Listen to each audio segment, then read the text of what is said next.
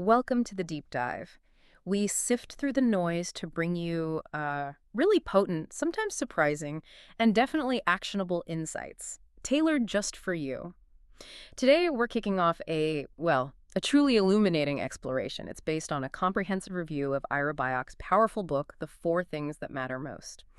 Our mission really is to pull out that foundational wisdom, about human connection, forgiveness, gratitude, and love, all distilled from this review. Now, Ira Byock, for anyone who isn't familiar, it's really worth understanding the unique lens he uses. Absolutely. He's not just a physician, he's a genuine pioneer in palliative care. Right. Think about that. His whole career basically has been about supporting people right at the very end of their lives. And not just medically, but helping them find peace, find dignity, closure in their relationships. It's incredibly important work. He's literally sat at the bedside with thousands of people.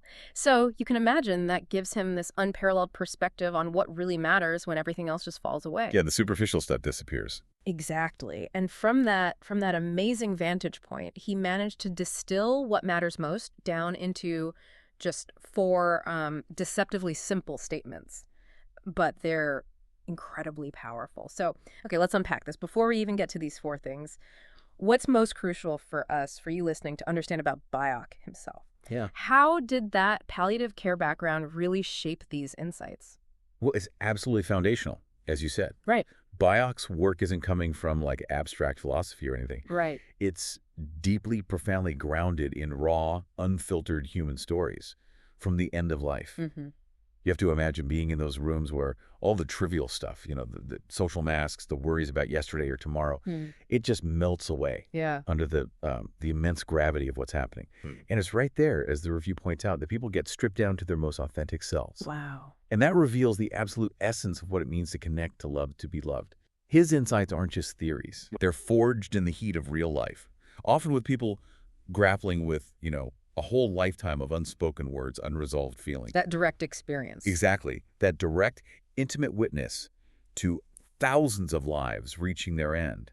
Yeah. It gives his observations this, almost sacred kind of authority. It's not just opinion. That image is really powerful. The triviality is just stripping away. Okay, so he witnesses all this immense human experience, and then he manages to boil it down into this really concise framework. What are these core statements, the ones he says matter most? And, what is it about them that makes them so profoundly impactful? Okay, so these are what he actually calls the four healing sentences. Yeah. And they are, quite simply, please forgive me, I forgive you, thank you, and I love you. Simple but not easy sometimes. Exactly. And Byock doesn't just present them as, polite things to say. He really describes them as the fundamental grammar of completion. Grammar of completion. I like that. Yeah, it really captures it. He sees them as powerful bridges. Tools, actually. Tools for what, specifically? Tools to repair relationships that have fractured maybe years ago, to dissolve those emotional debts people carry around. Right, like baggage. Precisely. Yeah. Emotional baggage. And also to affirm the deep human connections that really sustain us. The review really emphasizes how these aren't just words. They are actions. Actions that bring closure. Yes.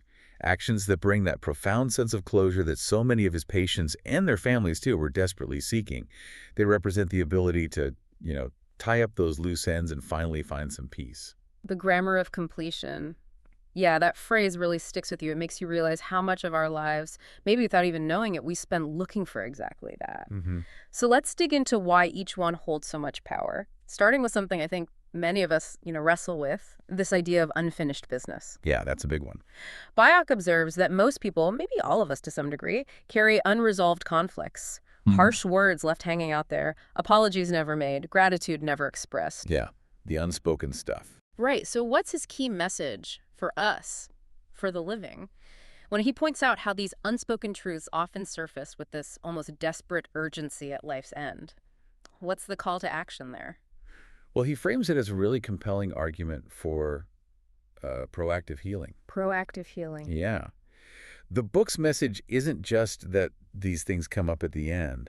It's that we have this incredible opportunity right now to avoid that future regret. By dealing with it today. Exactly. By addressing it today. The review mentions how Byock saw people arrive in their final days just burdened by grievances, things that had defined decades of their life. Decades. Wow. and the realization that these things could have been resolved so much earlier.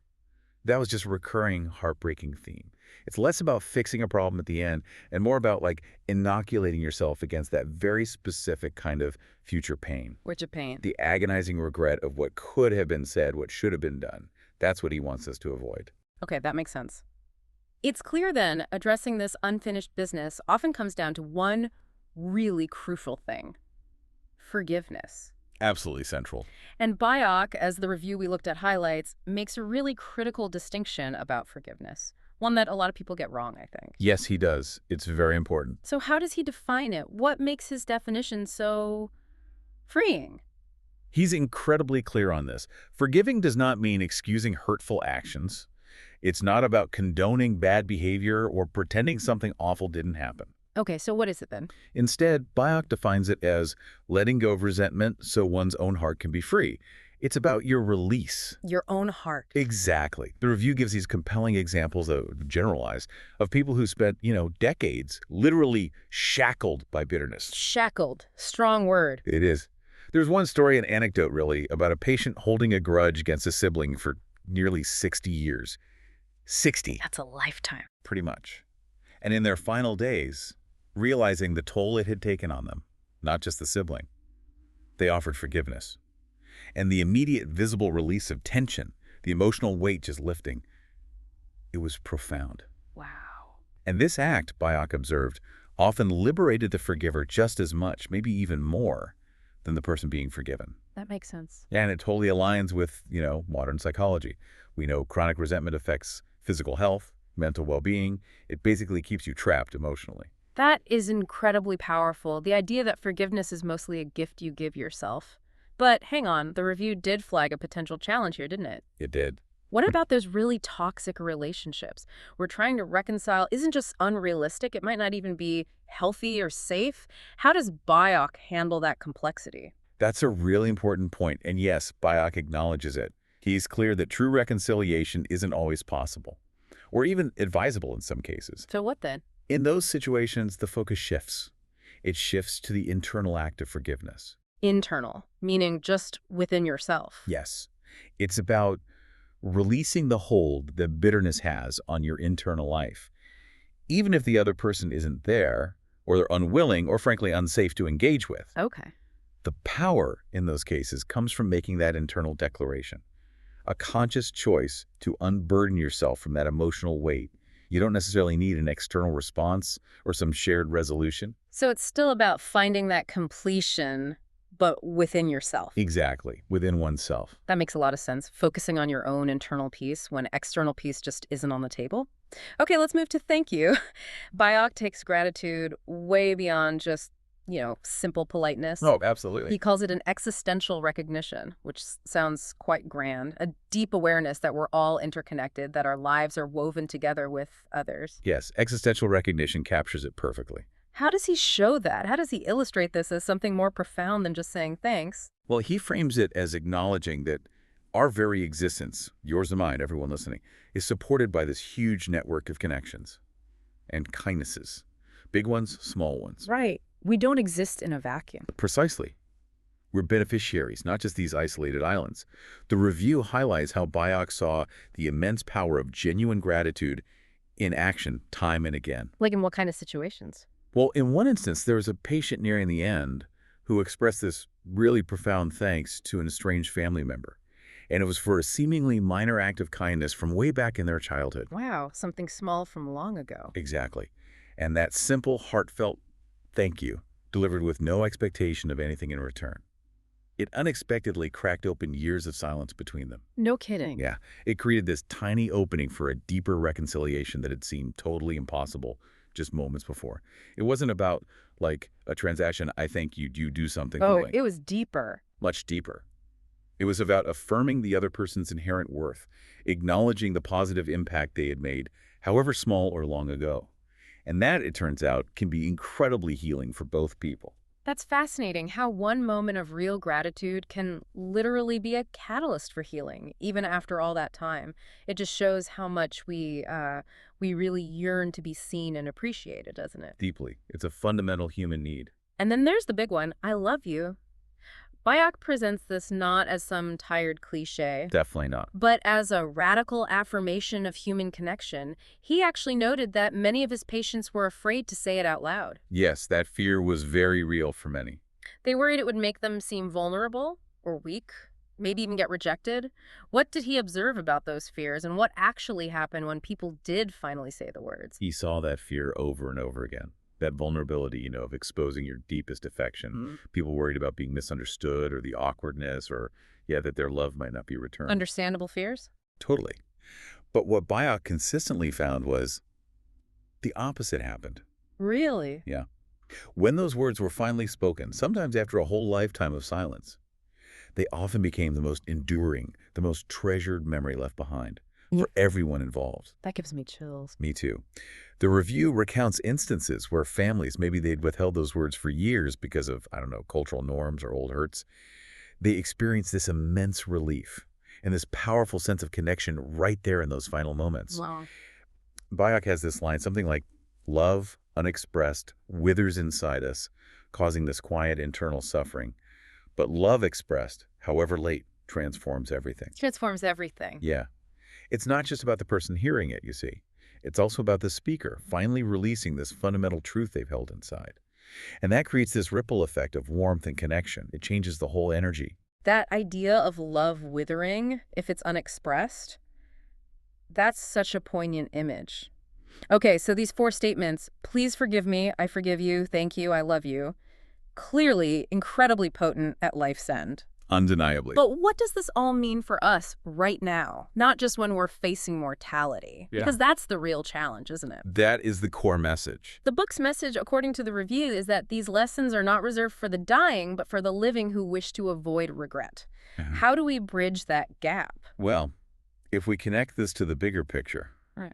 the book is truly less a manual on dying well and much, much more a profound guide for living with courage and clarity every single day. So it's about daily life. Absolutely. Byock insists that speaking these 4 truths aren't just, end-of-life rituals. They're essential daily practices, like a kind of ongoing emotional hygiene. Emotional hygiene, I like that too. Yeah. He presents this really compelling case that if we integrate these into our regular interactions, offering forgiveness for small slights, expressing heartfelt thanks for everyday kindnesses, affirming love for the people close to us. Doing it now. We can build stronger, more authentic relationships and significantly reduce the burden of future regret. It's all about proactive living, shaping a life that feels complete as it unfolds, rather than waiting for some crisis moment to finally reflect. That emphasis on daily practice really hits home. It sounds like his narrative style, the way he tells the stories, plays a huge part in making these big messages feel so, well, accessible and real. Oh, totally. He blends that medical authority with compassionate storytelling through these deeply human case studies. Absolutely. His medical background gives him undeniable credibility, right? Right. But it's the narrative tenderness, those intimate, specific stories from the bedside. That's what makes these abstract ideas like forgiveness or love feel so tangible, so relatable. The review definitely notes this blend as one of the book's biggest strengths. Right. And beyond the story. Well, beyond the immediate stories, the book has these significant philosophical dimensions too. Oh, like what? It aligns quite strongly with existential philosophy, especially in its focus on finding meaning, even in suffering, and the critical importance of authentic relationships. Kind of like Viktor Frankl's work, if you know logotherapy. Finding meaning. Yeah. Byock's emphasis on, say, finding dignity, even when you're vulnerable, or finding connection, even when facing death. It echoes Frankl's idea that even in the worst circumstances, we can choose our attitude and find purpose through connection. That's deep. And spiritually. Spiritually, it resonates with universal teachings you find across so many traditions about the power of compassion, gratitude, unconditional love. But it does so without locking into any single religious doctrine. It's quite universal. And ethically. Is there an ethical angle? There is, subtly. It kind of critiques our culture, which often shies away from honest talks about death and emotional closure. True, we don't like talking about it. We don't. And Byock argues there's almost a moral responsibility to speak truth, to offer reconciliation before it's too late. It implicitly challenges all of us, Yeah. to engage with our mortality, not to fear it, but to let it clarify what actually matters. Wow. Okay, so it's clear Byock covers this vast, rich landscape. It sounds incredibly powerful, broadly relevant, but I do want to touch on a couple of practical things mentioned in the review. Sure. It acknowledges that for some readers, maybe especially if they're actively grieving, the emotional heaviness of some stories might be a lot. Overwhelming, perhaps? That's a fair point. The subject matter is inherently intense. And while the core message is universal, the review also noted that his powerful, maybe sometimes repetitive emphasis on these four core ideas, well, it's intentional, but it might feel a bit redundant to some readers. Those are valid observations, definitely. And the review treats them more as considerations, things to be aware of, rather than like fatal flaws. The emotional intensity, well, it comes with the territory, but Byock handles it with immense care and compassion, I think. And yes, there might be some repetition, but you could argue its purpose is to really underscore the universality and the sheer simplicity of these truths. Hammering the point home. Exactly. Hammering home that these aren't complicated theories, they're fundamental human needs. And ultimately, the key takeaways are just incredibly strong and apply to almost everyone. Can you quickly recap those key takeaways? Sure. First, healing is possible, even very late in life. Second, silence breeds regret. It creates these unnecessary burdens we carry. Third, small words, when they're truly heartfelt, carry enormous transformative power. Maybe the most profound. Death clarifies what truly matters. It strips away the illusions and reveals our fundamental human need for forgiveness, gratitude, and love. So when you boil it all down, who exactly is this book for? It really sounds like it breaks out of the usual categories. It truly does. The review really underscores that this book is essentially for anyone alive. Anyone alive. Yeah. It can deeply benefit individuals who are trying to mend relationships, maybe find some personal peace, families dealing with illness or estrangement, who just need tools to communicate better. Healthcare workers, too, I imagine. Oh, absolutely. Healthcare professionals looking to better support patients and their loved ones, and also spiritual seekers. People grappling with the big questions of meaning and mortality. Basically, if you're breathing and you have connections to other human beings, Which is everyone. pretty much everyone, Yeah. there's profound wisdom in here for you. What an illuminating exploration this has been, really.